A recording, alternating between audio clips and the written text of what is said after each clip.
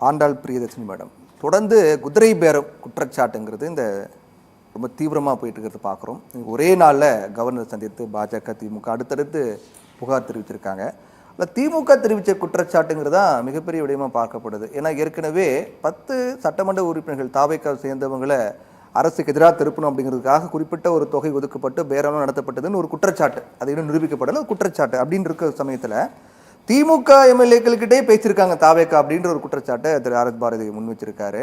அதுலேயும் அந்த வேப்பனஹள்ளி அனிதா ராதாகிருஷ்ணன் நாகர்கோவில் சட்டமன்ற உறுப்பினர்கள்லாம் பேசியிருக்காங்கன்றாரு. ஆனால் என்ன ஆதாரம், ஏன் இப்போ நீங்கள் கம்ப்ளைண்ட் பண்ணலை? அதுதானே கேள்வி. என்ன ஆதாரம்னு கேக்குறீங்கல்ல. இப்ப இங்க இருந்து மடைமாற்றம் செய்து அங்கே சோஃபாவெல்லாம் போய் உட்கார்ந்தாங்கல்ல, 3 seater sofa, 4 seater sofa, 5 seater sofa அப்படின்னு எல்லாம்.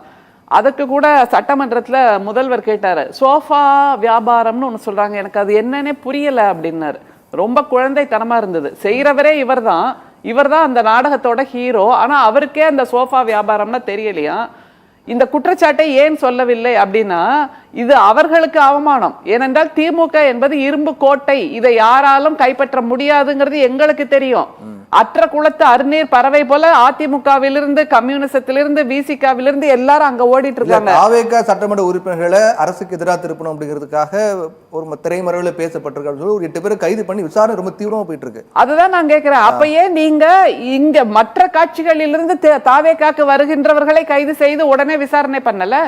அவங்க அப்படியே புலகாங்கி பிரச்சனை, நம்ம அடுத்து நமக்கான எதிர்கால அரசியல் இங்க இருக்காது அப்படின்னு விருப்பப்பட்டு போறாங்க. அந்த விருப்பப்பட்டு போறாங்கிறது நீங்க சொல்கின்ற சால்ஜாப், நீங்க சொல்கின்ற காரணம், அவ்வளவுதான். இப்ப நான் கூட போன் பண்ணி என்னையும் கேட்டாங்கப்பா, ஒரு 35 கோடி அப்படின்னு சொன்னா நீங்க நம்பிடுவீங்களா?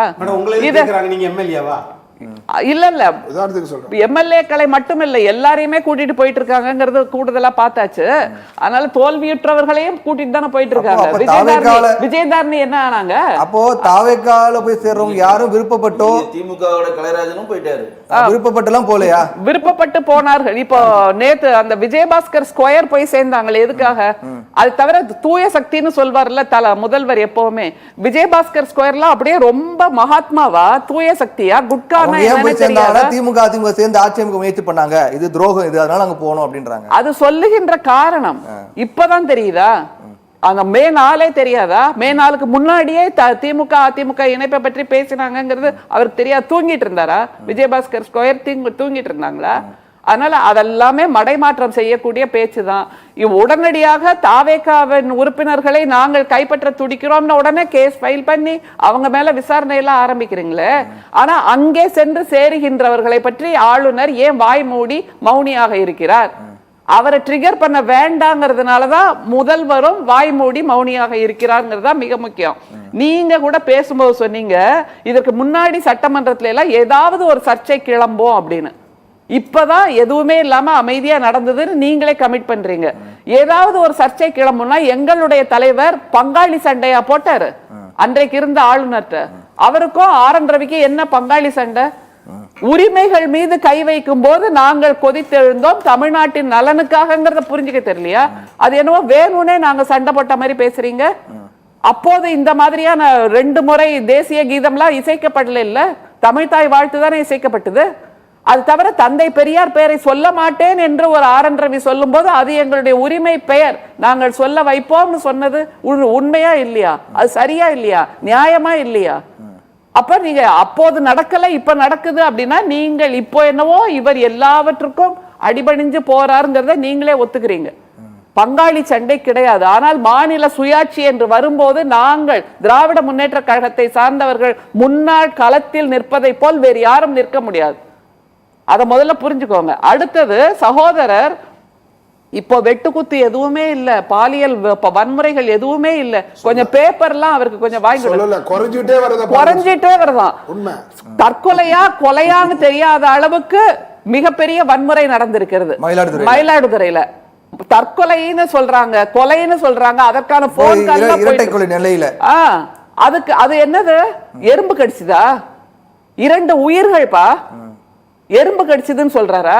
இல்ல அவர் பேப்பர் படிக்கலையா, செய்தி வாசிக்கல, இன்னமும் அந்த மயக்கத்துல இருக்காரா? தாவேக்கா ஜெயிச்சிடுச்சு, எல்லாமே நல்லா நடந்துட்டு இருக்கு, பாலும் தேனும் ஓடுது, எங்கேயுமே ஊழல் இல்ல. ஊழலை பற்றி பேச ஆரம்பித்தால் முதல் குற்றவாளி நம்முடைய முதல்வர் தான் உலகமே பேசிட்டு இருக்கு. இந்த குதிரை பேரத்துக்கு ஆளுநரின் பதில் என்ன? ஆளுநரை ட்ரிகர் பண்ண வேண்டான்னு தான் முதல்வர் எதிலுமே வாய் திறக்காமல் இருக்கிறார். இல்லைன்னா இந்த மதுரைக்கு சென்று நம்முடைய ஆளுநர் சொன்ன வார்த்தை என்ன தெரியுமா? அவருக்கு ஒண்ணு மதுரையில வைகை இருக்குன்னா தெரிஞ்சு போகல, நான் வர்ற வழியில என்னுடைய உதவியாளர் இந்த ஆட்டை காமிச்சாருன்னு சொல்றேன். அப்ப அவருக்கு வைகை அங்க இருக்குன்னு தெரியாது. அவரை கேட்டிருக்காரு, ஆறு இருக்க நீர் எங்க அப்படின்னு கேட்டாராம் ஆளுநர். அதனால இவருக்கு பொது அறிவு இருந்து, இவருக்கு இயற்கை மீது அன்பு இருந்து, இவருக்கு தன்னார்வமாக ஒரு அக்கறை இருந்தெல்லாம் அவர் செய்யல. முதல்ல அதை புரிஞ்சுக்கோங்க. அதனால எல்லை மீறி நடக்கிறார் ஆளுநர். ஆனால் அதை கேட்டால் குதிரை பேரத்தை எக்ஸ்போஸ் பண்ணிடுவாங்களோ. ஒரு காமராஜ் அமமுகவின் தினகரன் கதர்றார், எனக்குன்னு இருக்கக்கூடிய ஒரே ஒரு எம்எல்ஏ அவர் தான். அவர்கிட்ட நீங்க நட்ட நடு ராத்திரியில உள்ள கூட்டிட்டு போய் கையெழுத்து வாங்குறீங்க. அதோட காணொளி இருக்கு. அதோட உண்மை தன்மையை ஆளுநர் விசாரிக்கணுமா இல்லையா? அதுதான் அவரோட வேலை. ஆளுநரோட வேலை ஹங் பார்லிமெண்ட் வரும்போது, ஹங் அசம்பிளி வரும்போது அதில் பெரும்பான்மையை நிரூபிக்க வைத்து அதை சீராக்குவதுதான் ஆளுநரோட வேலை. அதை செய்யாம அவர் எதுக்கு வைகைக்கு போறாரு? அதைத்தானே நாங்க கேட்கிறோம். அதைத்தானே எங்களுடைய இளம் தலைவர், நம்முடைய எதிர்கட்சி தலைவர் கேட்கிறாரு. பேனிக் பையிங் செய்துட்டு இருக்கீங்க. சோஃபாவோட அளவு மாறிக்கிட்டே போகுது. நேத்து பாத்தீங்கன்னா விஜயபாஸ்கர் ஸ்கொயர் 10,000 பேரை கூட்டிட்டு வந்தாங்கன்னா 10,000 பேர் உட்கார்ற அளவுக்கு 6 மாதம் கூட இந்த ஆட்சி தாங்காது, தேர்தல் வரும், தயாரா இருங்க அப்படின்னு சொன்னதுடைய பின்னணி இதுதானா அப்படின்னு கம்யூனிஸ்ட் கட்சிகளே குற்றச்சாட்டு முன்வைக்கிறாங்களே. இல்ல, ஆட்சி தாங்காது, தேர்தல் வருங்கிறது பொதுமக்களுடைய வாசகம். பொதுமக்கள் இப்ப நேத்து கூட என்கிட்ட அந்த கேப் டிரைவர் கேக்குறாரு, அம்மா சீக்கிரம் வந்துருமாமா, எலெக்ஷன் தாங்கலமா இவங்க பண்ற அலப்பறங்கிறாங்க. மக்களுக்கு கண்மூடித்தனமாக வாக்களித்து விட்டோமே. இப்ப பாருங்க, குட்கான்னு சொல்றோம்ல, அந்த மொபைல் போன் பின்னாடி வச்சுக்கிட்டு மாத்திரையை நுணுக்கிறாராம். அதுவும் கிரெடிட் கார்டை வச்சு நுணுக்கிறாரா, 500 ரூபாயை அணையா வச்சுக்கிட்டு பண்றாரு. இப்படிப்பட்டவர்களை எல்லாம் எம்எல்ஏவை தேர்ந்தெடுத்திருக்காங்கன்னா ஏனென்றால் அப்போது இவர்களுடைய பின்புலம் யாருக்குமே தெரியாது. பொருளாதார குற்றவாளிகள், பாலியல் குற்றவாளிகள், அல்லது இளைஞர்களை போதை மருந்துக்கு ஆட்படுத்துபவர்கள், இவர்கள் அத்தனை பேரும் எப்படி எம்எல்ஏக்களாக வந்தார்கள்னா எல்லா இடத்திலையும் விஜய் தான், என்னோட முகம்தான் சொன்னார்ல. அதனால் அந்த பின்புலம் தெரியாமல் மக்கள் வாக்களித்திருக்கிறார்கள். ஆனால் இது பேனிக் பையிங்னு எங்களுடைய இளம் தலைவர் சொன்னது போல் இப்போது இது சந்தையில எல்லாம் துண்டை போட்டு இப்படி மூடி மறைச்சு விலை பேசுவாங்கல்ல, அது மாதிரியாக நடந்து கொண்டிருக்கிறது. ஜிஎஸ்டி இல்லாம, செய்கூலி சேதாரம் இல்லாமல் அடிமைகளை விலைக்கு வாங்கிய காலம் உண்டு. அதே காலத்தை மீண்டும் தாவேகா திருப்பி கொண்டு வந்திருக்கிறது. அடிமைகளாக, தனக்கு தலையாட்டி பொம்மைகளாக இருக்கக்கூடியவர்களை அவர்கள் விலைக்கு வாங்கி கொண்டிருக்கிறார்கள். அதை ஆளுநர் கேள்வி கேட்காமல் இருப்பதுதான் தவறு, ஜனநாயகத்துக்கு விரோதம்.